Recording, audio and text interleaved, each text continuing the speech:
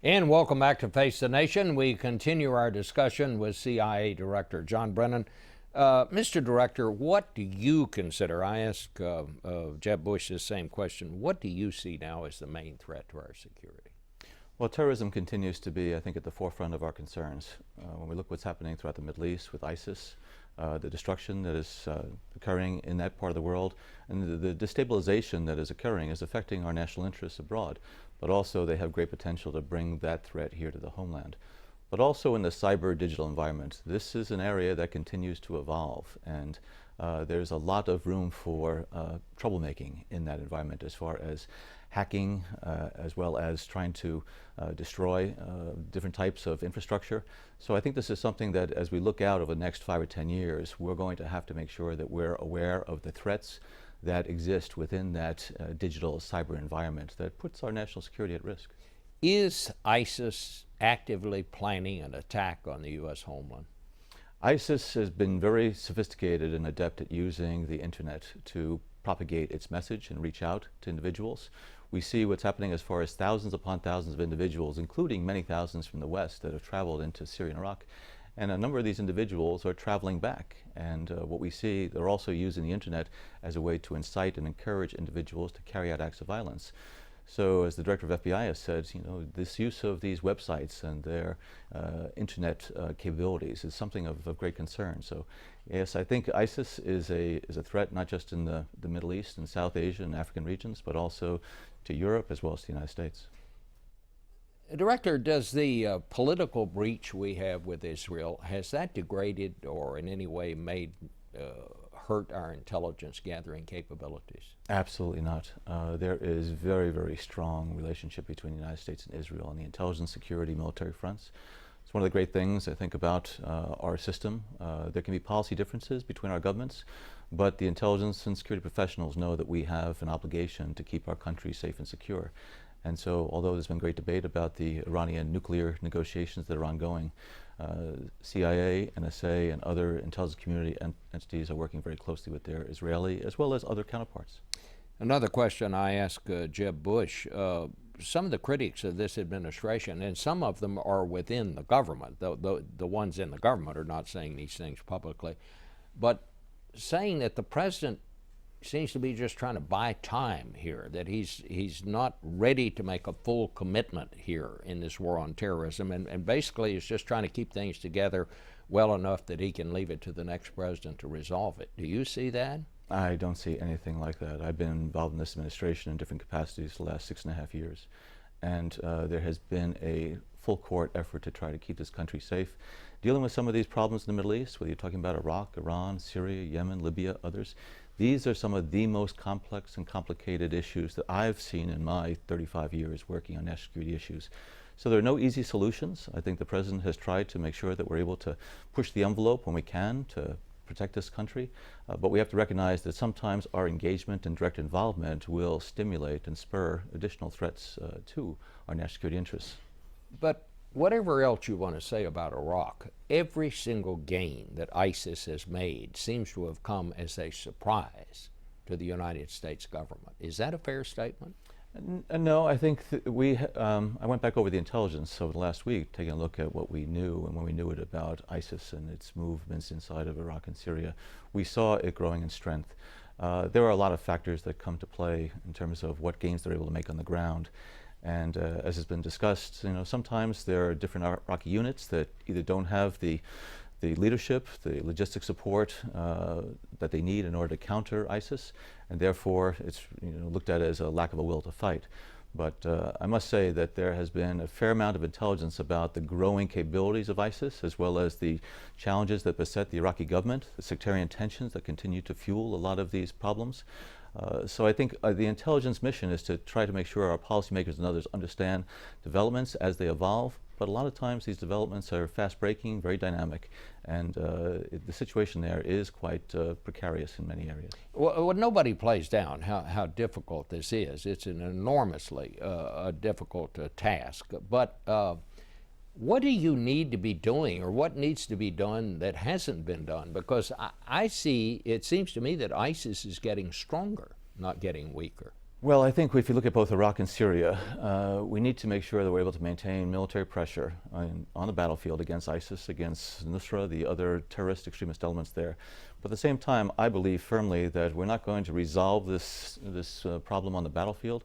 We have to keep the pressure on them, but at the same time, there has to be a viable political process that's able to bring together the actors inside of Iraq and Syria, and for them to be able to decide how they're going to have a peaceful future. So it's a combination of military and political pressures that need to be brought to bear. This is going to be a long fight. I don't see this being resolved anytime soon. We need to turn back ISIS. We will turn back ISIS. I have no doubt about it. But I think there's going to be, unfortunately, a lot of bloodshed between now and then. Let me ask you a little bit about the negotiations to try to limit Iran's nuclear power. If we can come to some agreement with Iran, do you feel confident that we will have the intelligence capability to know if they're cheating? Well, one of the, I think, very strong parts of the framework that is being discussed and hopefully will be negotiated to a settlement is that there's a very rigorous inspection campaign that's part of this framework, that the IAEA and others will have access to the various nuclear facilities. But I believe that the U.S. intelligence and other intelligence agencies will need to be able to continue to watch, monitor, and see whether or not Iran is adhering and abiding by the various requirements of the deal.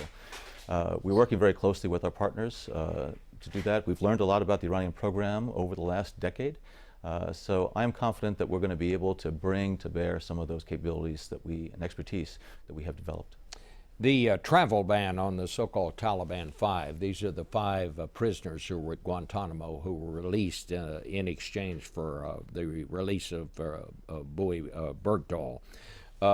There was a ban on them. They couldn't travel for a year from their host country.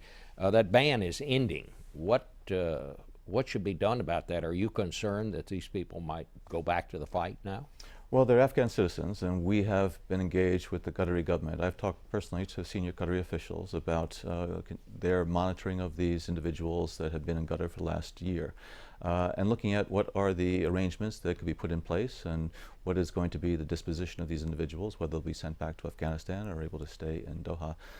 So this is continuing. It's part of the ongoing process of discussing with our Qatari partners what's in the best interests of national security. Well, what do you want? Do you want them to stay there, or you want to put them in jail? What do you want to do with them? I want to make sure that they're not going to be allowed to return to the fight. And I think this is part of a rehabilitation process as well as a monitoring and observing process.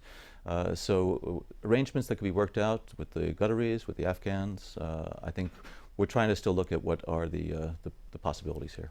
All right. Well, Mr. Director, thank you so much for joining us on this broadcast. It was a pleasure to have you. Thank you very much. All the best. And best wishes to you. Thank you so much. We'll be right back with our panel in just a minute.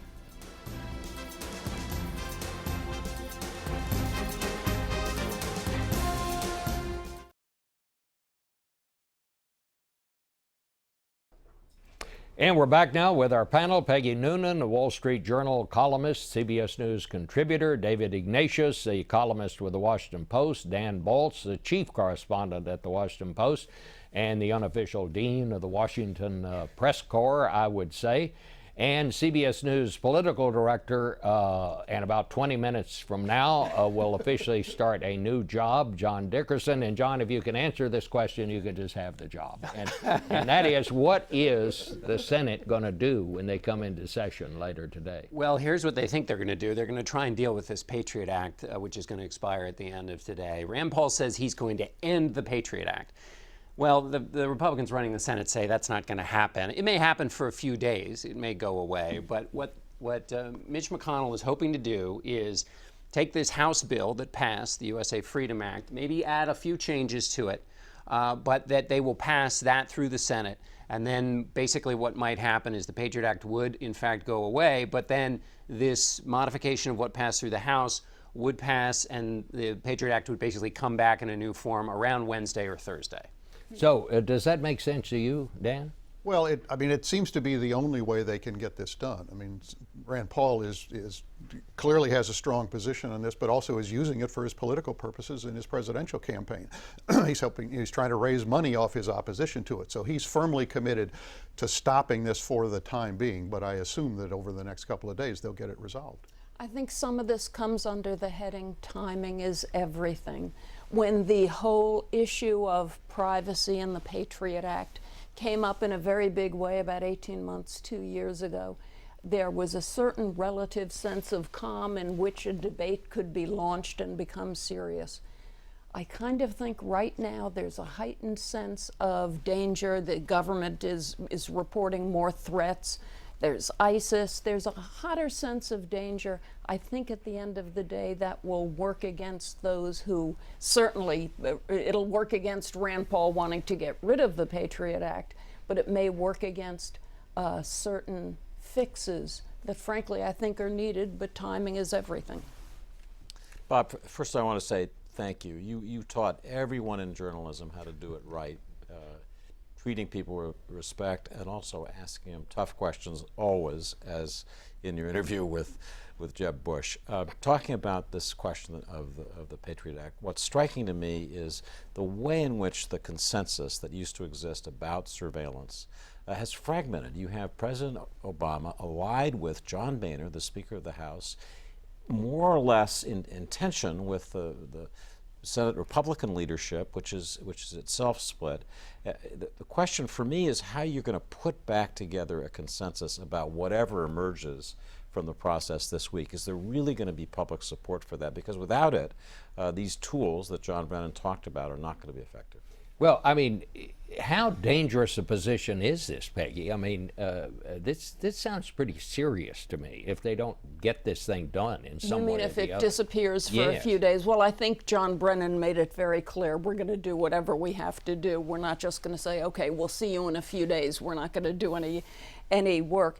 It does sound serious, and I think that at the end of the day will force some kind of outcome that may go quicker than we hope in the Congress. But I think the reason that consensus has fallen apart comes down to the word metadata and an increasing sense on the part of many people that, oh my gosh, this government that we have can really kind of make us feel violated or actually violate our privacy. That's not a small thing. It's a serious Fourth Amendment thing. It was the Fourth Amendment because it was the fourth biggest thing to take care of, searches and seizures. So I think this is an inevitable argument, an argument worth having, but timing will affect it. Well, the cavalcade of presidential candidates continues to roll on. What did we have? 3 people this week. Martin O'Malley makes it official. He's going to run. He is the former governor of Maryland. He's also the former mayor of Baltimore. He's in. Bernie Sanders is the other Democrat that said he's going to run. Hillary Clinton, of course, is out there. Does anybody, and then we had 2 Republicans also announce, George Pataki and who, somebody else? Rick Santorum. And then I think Lindsey Graham is going to announce later this week. I mean, where does this end? When Fox News puts limits on the number of candidates who can appear on a televised debate, I mean, that's going to be a choke point. Think about this, 24 men and a woman. That's a lot of people on a debate stage. That's an impossible number of guys in ties. Nobody's going to get to say anything. They actually do have to do something just to make the debate itself coherent as they begin. Well, what happens next? I mean, obviously all of these people are not going to, these campaigns are not going to last till we get to Election Day. I mean, I'm worried about 2 things. I mean, number one, will we all be asleep by then? I mean, is there just so much talk going on that by the time we get to the real election season, nobody's going to be very interested anymore? I think you're going to have, on the Republican side, you have to at some point have a fight over something that distinguishes person A from person B, or in this case, person B, C, D, E, F, G, H, I, and J, and K. They have to do something. And one thing that's interesting about this national security debate over surveillance is we've seen a flashpoint about real differences over policy. The flashpoint, though, has been between Rand Paul and everyone else. All other Republicans this week were fighting to issue press releases in which they could condemn Rand Paul. But then Rand Paul went from beyond surveillance and said that the hawks within the conservative movement were responsible for the growth of ISIS. What you're seeing there is an ideological but also a policy debate. if you want to be a candidate who distinguishes yourself from all the others, you have to take positions that are going to distinguish you. And I think that's what we'll start to see a little bit. One thing we saw Jeb Bush this morning say flatly he does favor some kind of legal status for the 11 million immigrants who are here without papers, Dan. That's going to set him apart from a lot of people in that Republican. It definitely does, and he has stuck to that position through this long period of quote-unquote non-candidacy that I thought you grilled him very effectively on. But one of the problems right now is that there are so many candidates and so little real shape to this race that it's hard for people to know who they really need to go after, who they think they need to draw a distinction with. So until we get to the next phase, when everybody's formally in, when the debates begin, even as clumsy and difficult as they're going to be, we're going to be in a period in which it's not quite clear how sharply those differences are going to get engaged. But as John says, they will get engaged. Yeah. I think one of the things that is very good is to remember these guys and a woman are running for president. That means you ought to be forthcoming about the way you look philosophically at the Mideast, what you think America's doing there, what immigration means. I mean, these are big issues. You ought to be talking about them. I'm glad they've really started engaging. Maybe it started with the Marco Rubio speech in a way at the Council of Foreign Relations. I am disheartened that Mrs. Clinton seems to get away with not talking about these things. She wants to be president too. She's wanted it for a long time. She knows where she stands. So instead we have listening tours. It would be lovely to see a talking and explaining tour. Well, how long can she maintain that status, David? I mean, so far she hasn't had. Has she had a news conference? She maintains it as long as she's the presumptive candidate and tries to ration what she says. I actually think it's in her interests for the Democratic field to broaden a little bit, for O'Malley, for Sanders, for others to come in.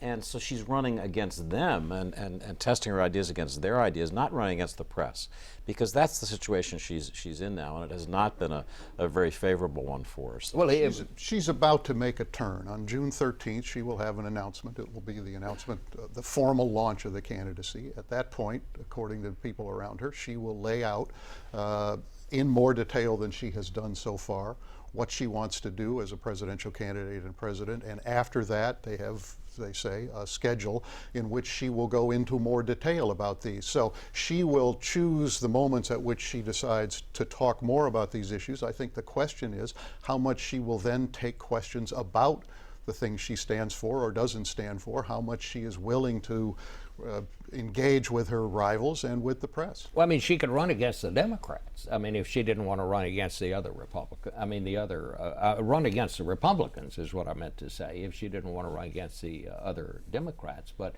I don't see much. Peggy, what's your sense of it? I was interested in Martin O'Malley's announcement this week, in which he seemed to me to do two things. One is to say, predictably, I'm the new generation, and I'm going to get rid of these old folks.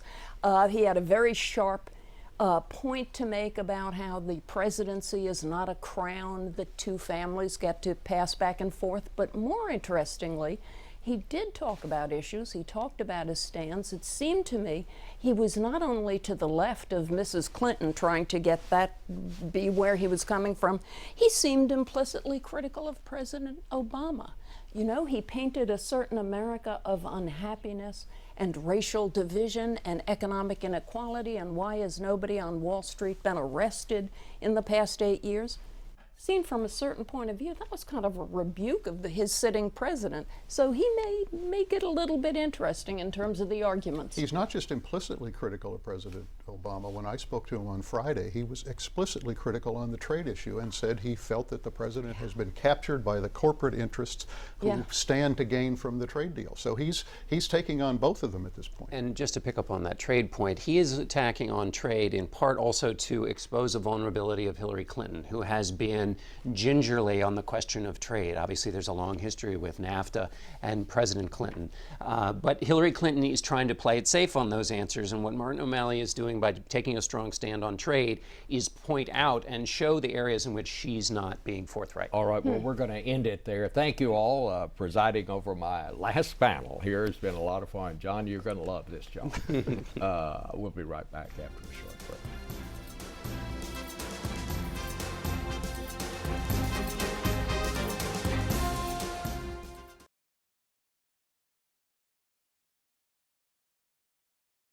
Who wants more pizzazz in the stand-up? Here we go. This is the last take. A good take. 5, 4, 3, 2, 1.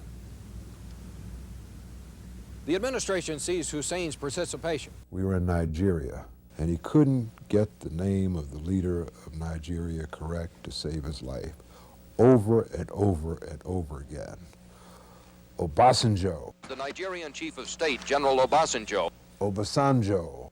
Obasanjo and the president will talk about Kelly Koyeba. Kelly Kobayea has our story. And NFL linebacker Brendan Ayambajeo. And Brendan, I'm going to let you say your name for us because I've said it about 6 ways today, and I apologize for that. Well, coming up, Dr. Robert Arnott. Ooh, I'm sorry, I dropped a cup of coffee. This has been a very unusual morning.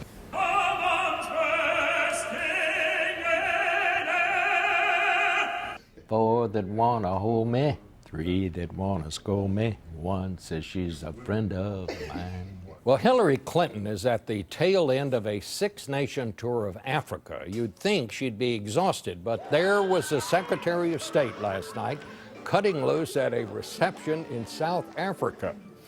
She didn't even flinch when this diplomatic dance took an unexpected turn.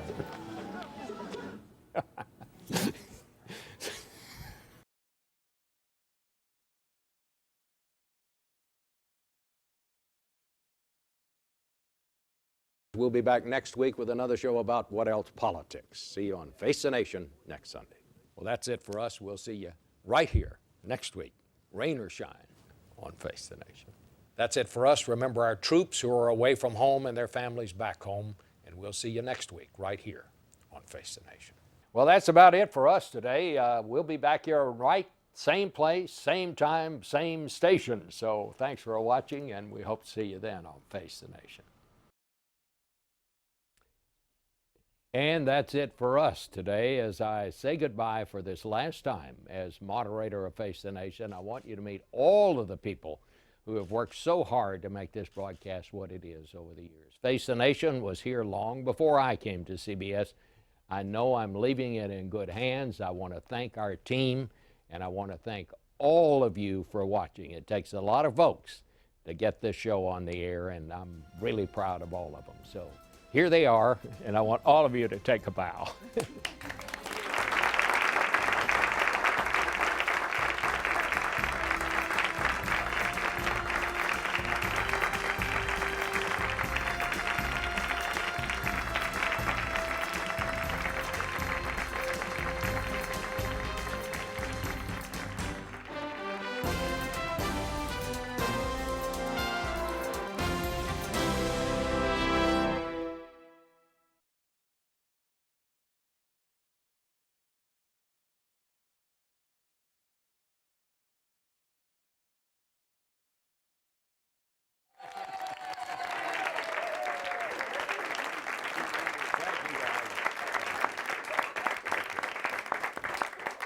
Have we done it? All right. Okay. That was perfect.